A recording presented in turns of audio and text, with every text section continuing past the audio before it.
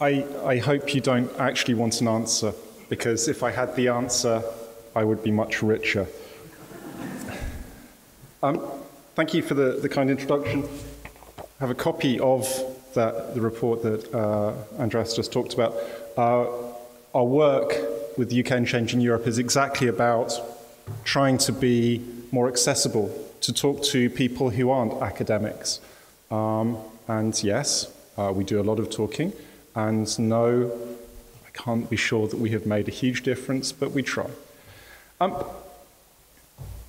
In this talk, I want to think about this question of why is Brexit so difficult? Because Brexit is confusing. Everyone's confused. The Brits are confused, the Europeans are confused, even the Germans are confused. I struggle to think of anyone who isn't confused. And even then, I'm not sure. When I was thinking about this, I was thinking I'm presenting to a German audience. I should define my terms. What do I mean by difficult? What do I mean by Brexit? Let's start with the easy part of the definition, which is difficulty. This is Dominic Cummings, who's the very influential advisor of Boris Johnson in Number 10, one of the masterminds of the Leave campaign in the referendum. And he's a man who thinks he's very clever. If you read his blogs, well done. If you've managed to understand his blogs, even better. But there's a lot going on in this brain. It's not always clear whether it's good or sensible or logical, but we often have this kind of metaphor of four-dimensional chess, or five-dimensional chess, or seven-dimensional chess. Just really, really complicated chess. And really what we're talking about when we're talking about difficulty is the problem of reaching settled outcomes. That we haven't got a settled outcome now. Between the end of the workshop 2 hours ago and now, 2 people have asked me, has anything happened that might change your talk? I've checked. It hasn't. Maybe it's changed in the last couple of minutes, but I think nothing has changed. We're not likely to have a settled outcome today, tomorrow, or any time soon. And what I want to think about in the rest of this talk, and in the questions that you ask, is why is that? And for me, it really comes down to a question of what is Brexit? Brexit! I've looked for a nice picture that would just wobble like a big blob of something, and I can't find it, but maybe one day. So instead you have a big rectangle in red. Brexit is lots of different things. And I think if we don't have an understanding of those different things, then we won't get to an understanding of why we haven't solved Brexit or finished Brexit. Most obviously, there are 2 big things in Brexit and 1 small thing. The 2 big things are ending the current relationship of UK being a member of the EU, and the other thing is starting up a new relationship. So in the future, theoretically, there is a stable relationship between the UK and the EU. Now, what that is, no one knows. No one has decided. We haven't started that part of it. And actually, if it helps, that's the more difficult part. So we're still on the easy bit of Brexit. And as you can see, even the easy part of Brexit is not actually easy at all. Those 2 things are connected by the bit at the bottom, which is making the gap between the 2. And actually, a lot of what we've been talking about for the last year has been about that bridge. That as you move from the current relationship to the new relationship, you need to have elements in place to make sure that you don't fall into a situation that is problematic for the parties involved. That seems a bit too simple. So let's just be clear. There are more things within the things. So within ending the current relationship, you have the wrapping up of all of the liabilities, so liabilities about money, about citizens' rights, about obligations under the Good Friday Agreement for Ireland. But you also have a domestic package in the UK of resolving the effects of no longer being part of the EU, setting up institutions to do the functions that the EU used to do for you. And likewise, you have the same elements within the future relationship. You have to set up that new structure. You will then probably have to change the domestic structures within the UK again. And in that bridge between the two, we're doing two things. One thing is we're just managing that bridge period, and we're also trying to manage the negotiations for that future relationship. So Brexit contains all of these different elements. You know, we talk about Brexit. And sometimes we mean the referendum, and sometimes we mean the negotiations that went on until last Christmas. Sometimes we mean Article 50, which goes on now until, well, currently until the end of October. Don't know when it will actually finish, but theoretically at some point it finishes. And all of these things are slightly different on different timescales, containing different issues. But often when we look at the issue, we think all of these things are there together. But I think even that is too simple. So let's do that. Don't worry, the stuff in the middle is just the stuff on the previous slide, so you don't need to read that. But there are two bigger projects that are going on. Brexit changes the UK, not just in the narrow sense of we've got to set up some institutions and write some policies and do things like that. There's also a bigger question about what the UK is becoming as a country. What's its course that it's trying to set? And that's not just about Brexit, as I'll talk about in a minute. But importantly, the same is true for the EU. The EU also changes not just in losing one member state, but also in the kind of organization that it wants to be. And that's something that affects you here in Germany, just as it affects EU citizens across the 27 member states. And this maybe is one really vital point to make. Brexit is not just about the UK. It is also very clearly about the EU. And all of the things that I'm going to talk about how the UK has these problems and these things that make it hard to reach answers, also reflect situations that you find in different ways in different member states. And so to assume that once the British go, poof, it's all gone. Everyone's happy. The British are happy because they've gone somewhere else. And the EU is happy because they don't have to deal with the British anymore. That's a naive view, but it's a tempting view because you look at your TV, you look at your newspaper, you look at your Twitter feed, you talk to people who come from the UK to talk about Brexit, and you go, the UK is so crazy. It's so mad. It's so unusual. You know, this is just surely the explanation. It's all about the UK. It's not. It's a gift.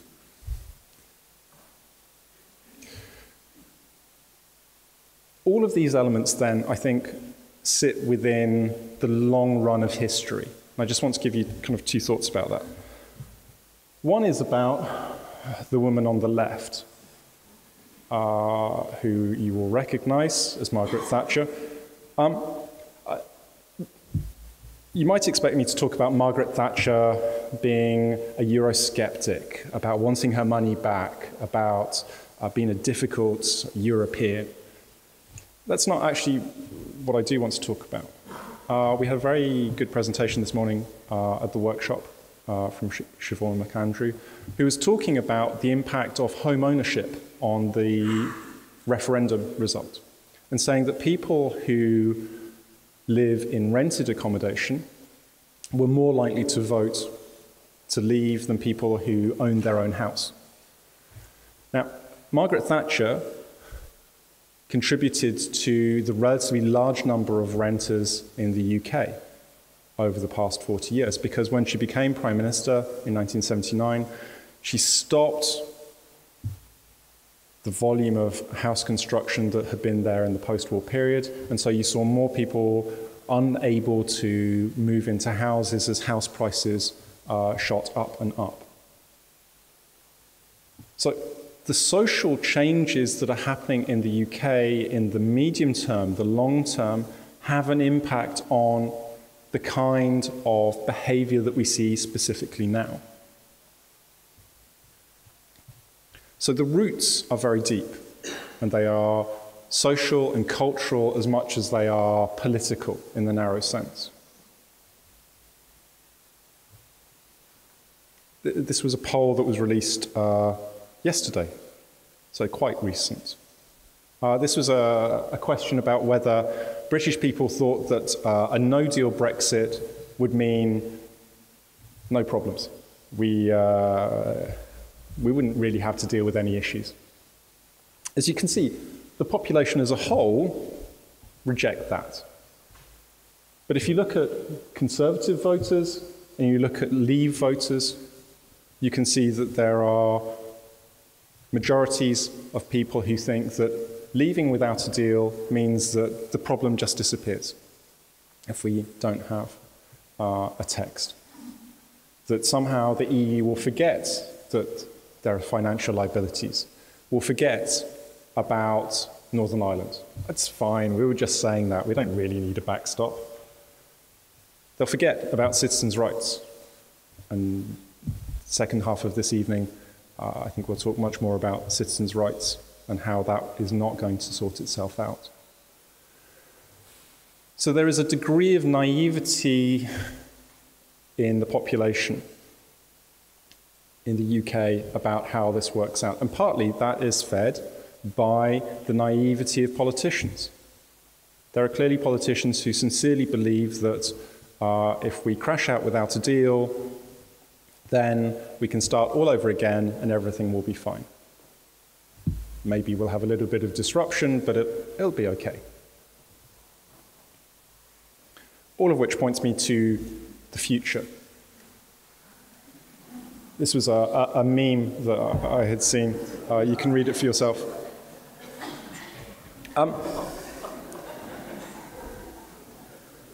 Right now,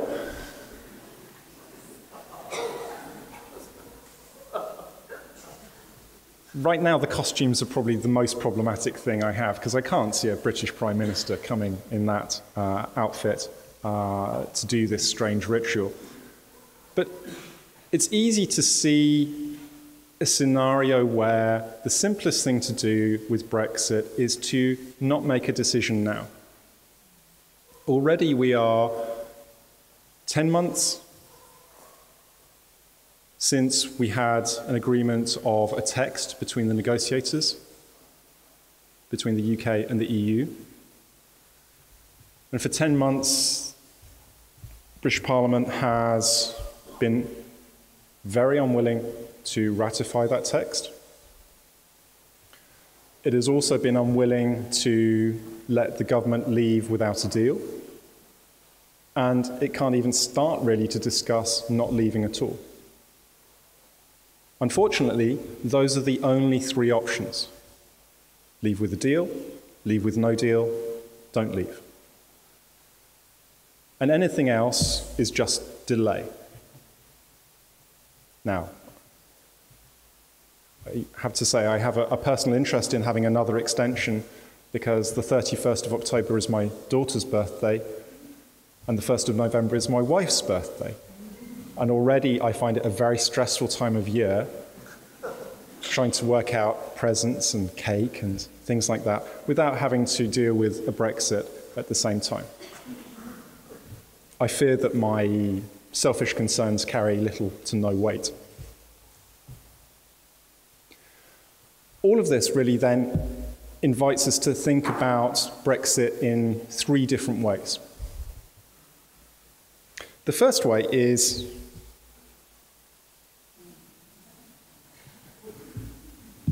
the way that we often think about it, which is Brexit as a moment, a point in time. I once did a 2-hour lecture with just this one slide, and I found plenty to talk about around it. The referendum is a unique moment, as all political events are. There's a specific mix of long-term, medium-term, and short-term factors. And one of those factors was the bus. I'm sure you've all seen the bus. You've read the bus. You've discussed the bus. You've had another discussion about the bus. The bus is an amazing piece of political communication. Because either you agree with it, in which case, great, or you disagree with it and you start quibbling about the figure. The figure's wrong. In my work with UK and Changing Europe, I've spent quite a lot of time talking to journalists about what's the correct figure. But all I actually end up doing then is still talking about the figure. And the figure that I end up with is not much lower than that, and it still looks like a lot of money. And all it does is to serve to remind people that the UK spends millions of pounds a week on the EU. And when the NHS, the National Health Service, complain about the use of their logo, we have a whole new set of stories about the bus. So the bus works. It can never work again. The next time a politician turns up on a bus with something written on the side, they will not have the same success that this bus had. But it's important not to get caught up in that moment, because the bus is not the sum of what Brexit is. Brexit is also about a change, a step change. I want to give some examples of this in relation to political parties. We have good evidence that people identify more with their Brexit identity. And again, Brexit here is doing a very specific thing about whether they are a leaver or a remainer. They more strongly identify in terms of Brexit than they do with a party. So in the same way that we've seen across Europe, people become less attached to parties, less reliable voters. The same in the UK. But the difference here is that there is a different set of identities that people can latch onto. And that has a consequence that British political parties, the detail doesn't matter, it's just that it's a mess that should draw your eye. Look at the lines dashing across the page, up and down, left and right. Voters are moving in very fluid ways. This runs from 2014 through to pretty much this week. So you're seeing huge movements of voter allegiances between different parties. And at the moment, we're in a situation where if we do have a general election later this year, which looks quite likely, we have no good way of being sure about what the outcome is. So if one of your questions is who will win the next general election, I can tell you now, I don't know. And nor does anyone else. But importantly, that aggregate picture doesn't tell you everything, because if you compare people who voted Leave and people who voted Remain, they don't vote anything like each other. So the orange line are Remain voters. So you see that they might vote mostly with Liberal Democrats and with Labour, also with the Green Party down at the end. Whereas Leave voters will identify much more with the Conservatives, Brexit Party. But importantly, apart from the Brexit Party, every party is attracting voters from that big cleavage. And remember, that cleavage between Leavers and Remainers is a stronger identity than their party identity. So the parties don't really match Leave Remain. And if that's not enough of a problem, voters aren't really sure what position parties have. It might explain why it happens. So the yellow is don't know. So a third of Liberal Democrat voters aren't sure what the Liberal Democrats, a third of voters, all voters, are not sure what the Liberal Democrats' position is on Brexit, whether they're for it or against it. Now, I would assume, since you look like a very educated audience, are you all educated? Yes. Okay, well, fine. For the purpose of the conversation, I'm assuming you know that Liberal Democrats are probably portrayed to you as being against Brexit. And that's how they are in the British media as well. It's not really an ambiguous message that they have, and yet a third of voters are not sure whether Joe Swinson is for Brexit or against it. The same with Change UK, the third from the end, which was a group formed specifically because of Brexit and being opposed to it. And even more of those parties, people are unaware of what the party's position is. Now, those are kind of extreme cases, but even in the case of the big parties, the Conservatives and Labour, you can see that there are big blocks of voters on both sides of the divide. Pro, anti, neither. No, Labour has the largest group of neither attitudes. So we have a political system here that looks ripe for potential change. We already have seen the rise of the Brexit Party. We've seen all of the changes in senior leadership in the Conservatives, and the big shift towards populism under Boris Johnson. But it might be the start of something much more fundamental and much bigger, and this is one of the discussions we were having this afternoon, that we're not sure whether there is a bigger change coming.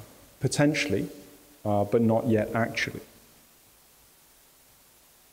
Now, having said that there's change, there's a third way of thinking about Brexit, which is that there are quite a few things that haven't changed.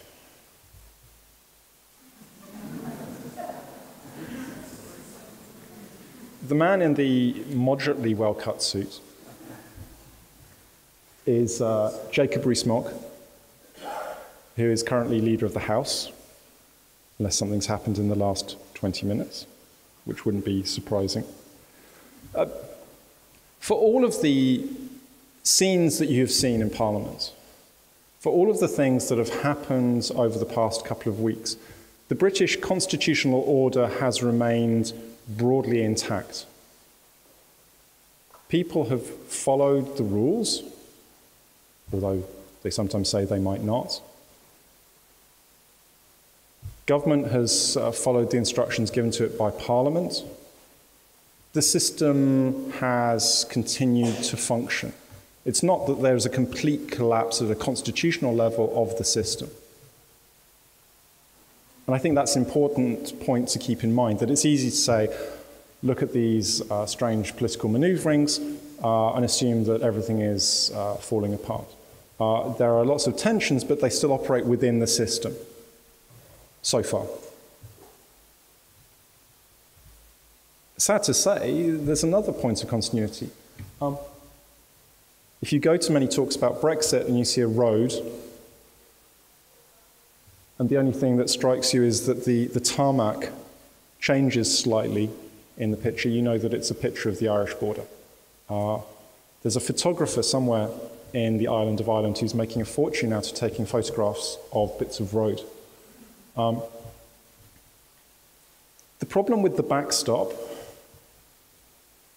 is a reincarnation of the long-term problem that the British political system has had with Ireland. It's a new version of the Irish question. Yes, it's some different language, yes, it's some different issues, but it's still the same persistent unwillingness and inability of Westminster to engage meaningfully with Irish and Northern Irish issues. And it's a terrible thing that that is a point of continuity, but it is a point of continuity. British politicians have never been good at dealing with this question, whether that's 150 years ago, 50 years ago, or now. So, where does that leave us?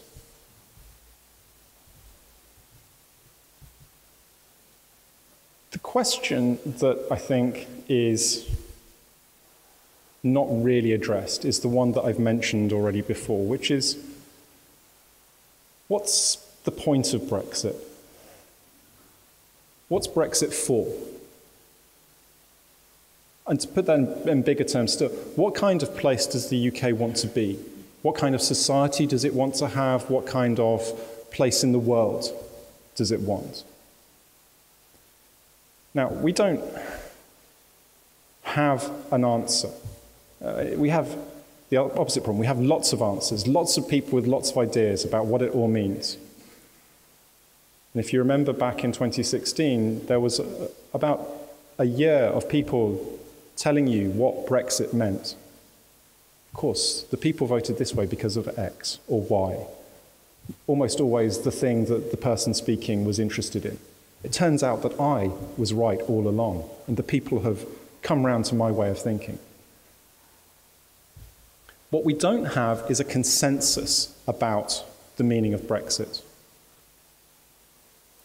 We have lots of different competing ideas, and nobody able to impose them. Now, part of the problem of this is that the public is a bit misguided. This is from 2003.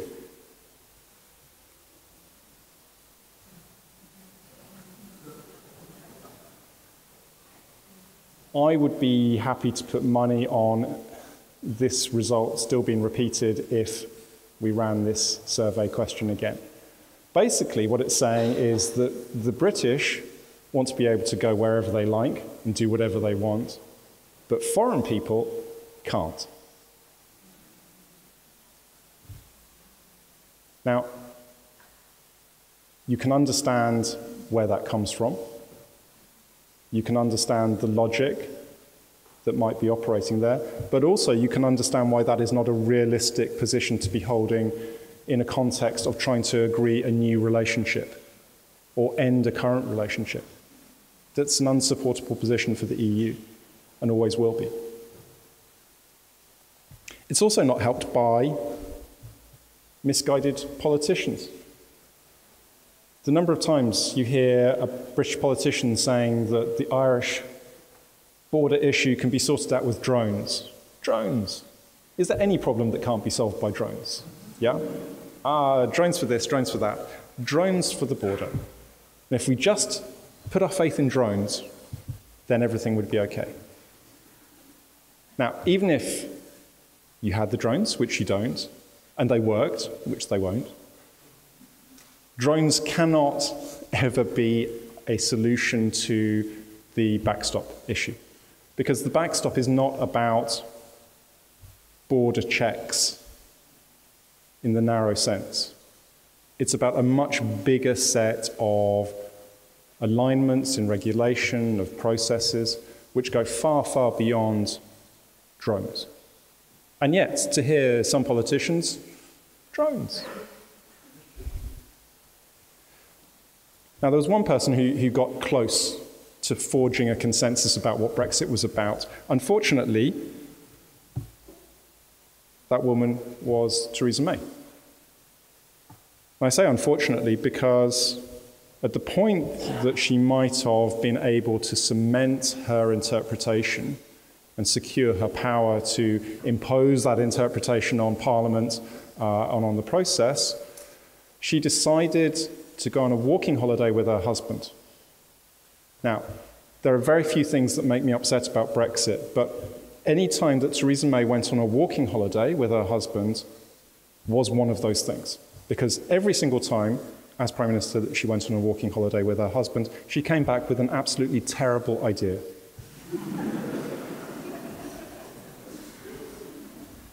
The terrible idea she had in 2017 was, having started the Article 50 process, she thought, I'll have a general election. I'm really popular. Jeremy Corbyn is really unpopular. I can have a huge majority. Off we go. Right, two problems with this brilliant idea. One is that Jeremy Corbyn is a very effective campaigner. And two, Theresa May is a very ineffective campaigner. And the consequence of that general election was to deprive her of not just her majority with the single party, but also of her authority. And so we end up in a situation where we now have lots of different groups, different interpretations, different preferred outcomes, all of whom think that they can win. Because they look at the other groups and they say, they're weak, they're weak, they're weak. And if we just hold on, if we just stick to our position, they must give way. The problem is every other group, every other faction is making exactly the same calculation.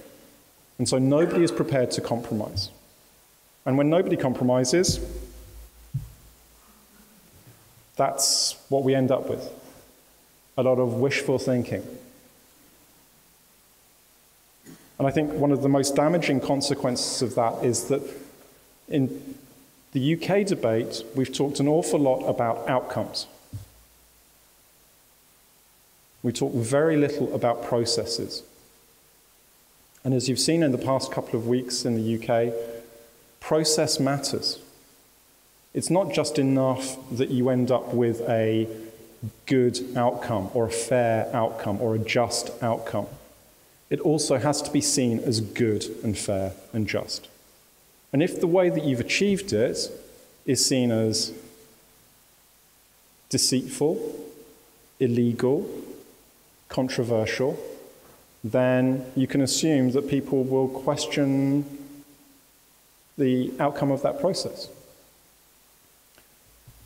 And as long as we don't think about those process issues, those procedural matters, we risk ending up with an outcome that isn't durable, isn't sustainable. Precisely because everyone will say, we don't like how this decision was reached. And again, here you can think about the problems for any of the outcomes. Do you get a no-deal Brexit by avoiding Parliament or failing to apply the law? Do you stay in the EU by holding another referendum because the first one was so free of problems? Do you end up leaving with a deal when the substance of that deal is not likely to move very much and Parliament has been very clear that it really doesn't like what there is in that text? So the pathways are all problematic and congested. Which brings me to a last couple of points. One is self-serving, and it's this one. This is Michael Gove,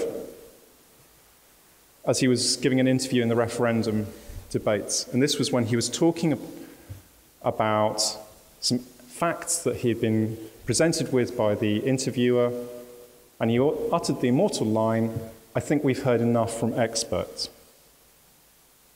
Now again, I dislike the sentiment, but as a piece of campaigning, it's an amazing piece of work. It immediately calls into question what experts are trying to do.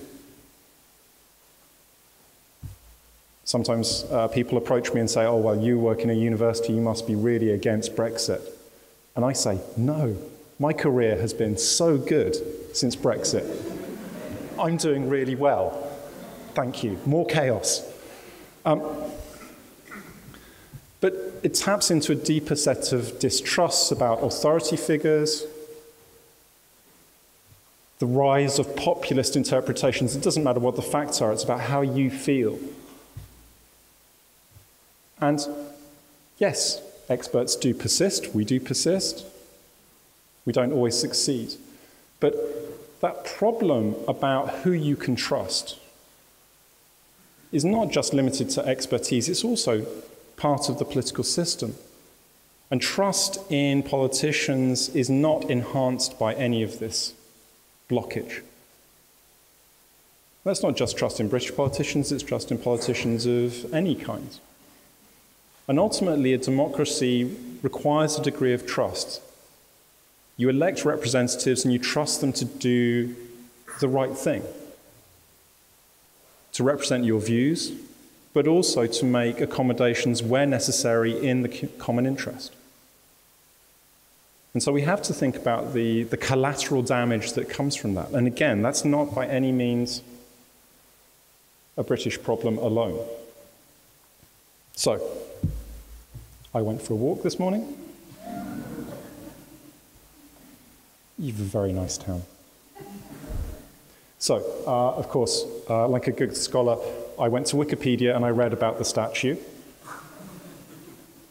And the tradition, well, Wikipedia, you go and kiss if you finish your doctorate, or anyone goes and kisses, or it used to be everyone, yeah. So, you can go and kiss the statue when you've succeeded and completed, yeah? I think in the case of Brexit, nobody's going to be kissing the statue anytime soon. I shall stop there. Thank you.